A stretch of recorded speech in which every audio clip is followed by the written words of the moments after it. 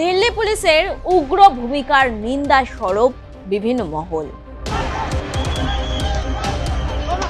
দিল্লি পুলিশের বেশ কিছু কর্মকাণ্ড বিতর্কের সৃষ্টি করেছে। সংসদ অভিযানে মিছিলের পুলিশের তাণ্ডব যা নয়া বিতর্কের সৃষ্টি করেছে। সরকার দিল্লি পুলিশকে ব্যবহার করে আন্দোলনকে অঙ্কুরে বিনাশ করতে চেয়েছে।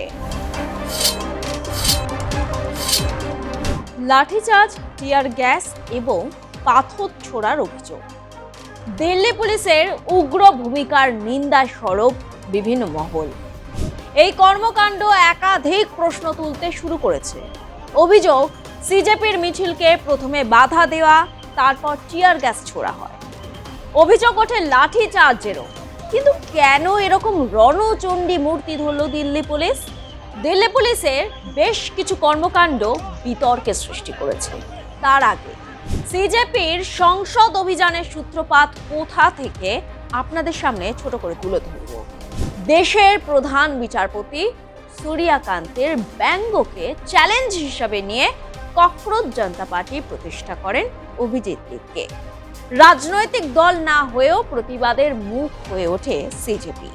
দিল্লির যন্তর মন্তরে ককরোচ জনতা পার্টি বা সিজেপি মূলত নেট প্রশ্নপত্র ফাঁস বিতর্ক, সিবিএসই পরীক্ষার মূল্যায়ন প্রক্রিয়ার অনিয়ম এবং সামগ্রিক শিক্ষা ব্যবস্থায় দুর্নীতির প্রতিবাদে বিক্ষোভে সামিল হয়। এই ইস্যুতে তারা কেন্দ্রীয় শিক্ষামন্ত্রী ধর্মেন্দ্র প্রধানের পদত্যাগের দাবি জানায়। এই প্রতিবাদে সায় জানায় বিভিন্ন মহল। দেশের ভবিষ্যৎ প্রজন্মের কথা ভেবে বিক্ষোভে সামিল হয়ে টানা অনুসরণ শুরু করেন সমাজকর্মী সোনম ওয়াংচুক। তিনি 20 জুলাই ডাক দেন সংসদ অভিযানের। আপনার পুজো পৌঁছে যাক বিশ্বের দরবারে। প্রতি বছরের মতো এবারও আর+ নিউজ নিয়ে এলো শারদাঞ্জলির সেরা সম্মান 2026। অংশ নিতে সকাল 10টা থেকে সন্ধে 6টার মধ্যে সরাসরি যোগাযোগ করুন আমাদের অফিসে অথবা কল করুন 9836323248 এই নম্বরে। শারদাঞ্জলি শুধুমাত্র আর+ নিউজে। এরই মাঝে দিল্লি পুলিশের একের পর এক পদক্ষেপ রহস্যের সৃষ্টি করে। হঠাৎ করেই সাদা চাদরের আড়ালে হাসপাতালে নিয়ে যাওয়া হয় ওয়াংচুককে। কেন? আর এই রেশ কাটতে না কাটতেই সংসদ অভিযানে মিছিলের পুলিশের তাণ্ডব যা নয়া বিতর্কের সৃষ্টি করেছে। কি ঘটেছিল মিছিলে? নেট প্রশ্নপত্র ফাঁস কাণ্ডে শিক্ষামন্ত্রী ইস্তফা সহ একাধিক দাবিতে সোমবার সংসদ অভিযান করেন ককরোচরা।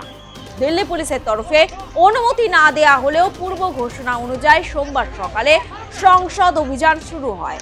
আশলাদের এই অভিযান ঘিরে রণক্ষেত্রের চেহারা নেয় রাজধানী। যন্তর মন্তরে শুরু হওয়া এই বিক্ষোভ সিজেপির নেতা কর্মী থেকে শুরু করে বিরোধী দলের নেতা এবং সমাজকর্মীরা তারা সবাই অংশ নিয়েছিলেন। ব্যারিকেড ভেঙে মিছিল এগিয়ে নিয়ে যাওয়ার চেষ্টা হলে জমায়েত ছত্রভঙ্গ করতে লাঠিচার্জ করে পুলিশ। প্রায় 5000 পুলিশ এবং আধা সেনা নামিয়ে কার্যত ঘিরে ফেলা হয় যন্তর মন্তর চত্বর। বিক্ষোভকারীদের সঙ্গে পুলিশের খণ্ডযুদ্ধ বেঁধে যায়। আটক করা হয় ককরোচদের শীর্ষ নেতৃত্বকেও। সোমবার বিকেলে ককরোচের প্রতিনিধিদের সঙ্গে সাক্ষাৎ করেন নাড্ডা। তারপর এক্স হ্যান্ডেলে কেন্দ্রীয় মন্ত্রী জেপি নাড্ডা তিনি জানান, আন্দোলন প্রত্যাহার করতে অনুরোধ করা হয়েছে ককরোচদের।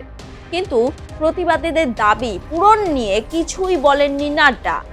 তারপর হাসপাতাল থেকে সোনম জানিয়েছেন, আমি আমার অনশন চালিয়ে যাব।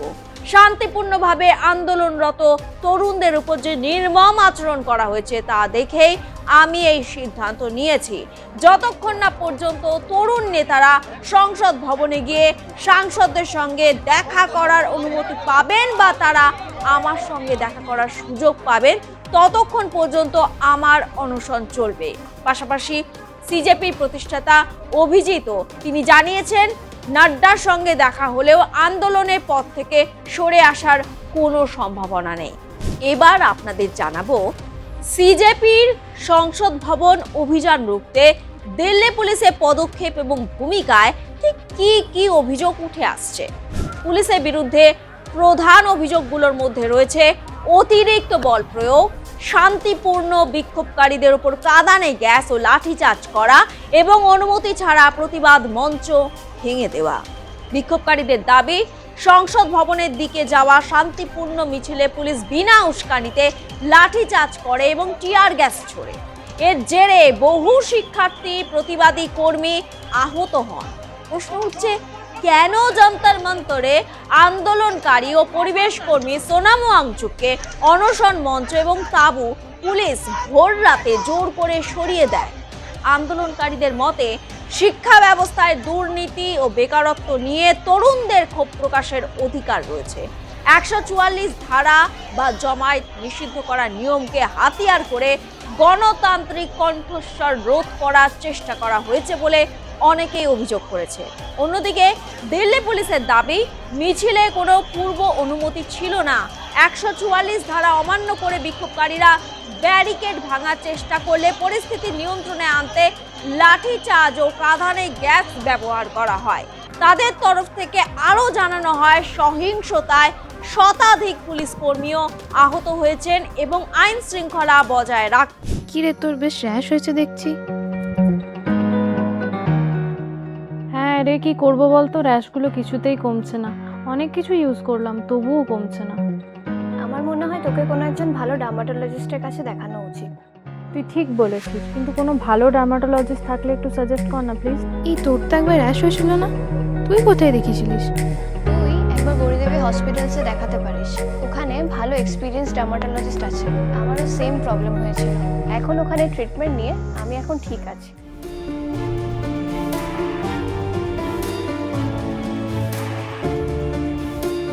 গৌরী দেবী হসপিটাল, রাজবাঁধ, দুর্গাপুর। যোগাযোগ 8001003333, 8001113333।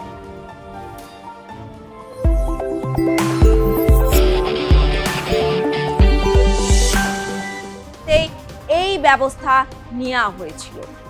বিরোধীদের অভিযোগ, কেন্দ্র সরকারের অঙ্গুলি হেলনে পুলিশ সম্পূর্ণ অগণতান্ত্রিক উপায়ে শিক্ষার্থীদের আন্দোলন দমন করছে। নেপথ্যে শাসক দলের রাজনৈতিক অভিসন্ধি রয়েছে। বিক্ষোভকারীদের প্রধান দাবি ছিল কেন্দ্রীয় শিক্ষামন্ত্রী ধর্মেন্দ্র প্রধানের পদত্যাগ এবং শিক্ষা ব্যবস্থায় দুর্নীতি ও পরীক্ষা জালিয়াতি পূর্ণাঙ্গ তদন্ত। বিরোধীদের মতে, এইসব দুর্নীতি ধামাচাপা দিতে সরকার দিল্লি পুলিশকে ব্যবহার করে আন্দোলনকে অঙ্কুরে বিনাশ করতে চেয়েছে।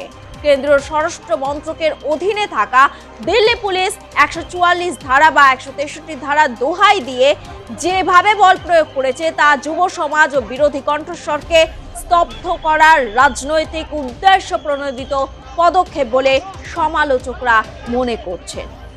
রাজনৈতিক বিশ্লেষকদের একাংশের মতে, পুলিশি পদক্ষেপের আড়ালে সরকার সিজেপির মতো আনুষ্ঠানিক ও স্বতঃস্ফূর্ত গণ আন্দোলনকে ভয় পায়। এই আন্দোলন যাতে কোনো বৃহত্তর রাজনৈতিক রূপ নিতে না পারে, তার জন্য রাজনৈতিক হস্তক্ষেপের মাধ্যমেই এই দমন পীড়ন চালানো হয়েছে। সিজেপির মিছিল রোধে পুলিশের এই প্রতিরোধ নিয়ে আপনাদের কি মতামত জানান কমেন্ট বক্সে।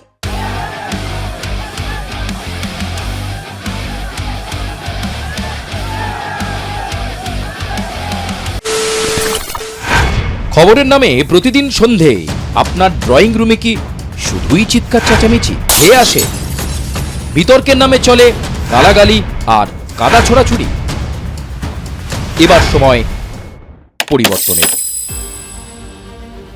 কারণ আমরা কান ফাটানো চিৎকারে বিশ্বাস করি না। আমরা বিশ্বাস করি খবরের সত্যতায়। আমরা কোনো পক্ষের হয়ে গলা ফাটাই না, আমরা সাধারণ মানুষের হয়ে প্রশ্ন তুলি। চিৎকার নয়, শুধু খবর হবে যেখানে বিতর্ক আছে কিন্তু কুৎসিত ঝগড়া নেই। সঠিক তথ্য, বিশ্বস্ত খবর। নজর রাখুন আর প্লাস নিউজে।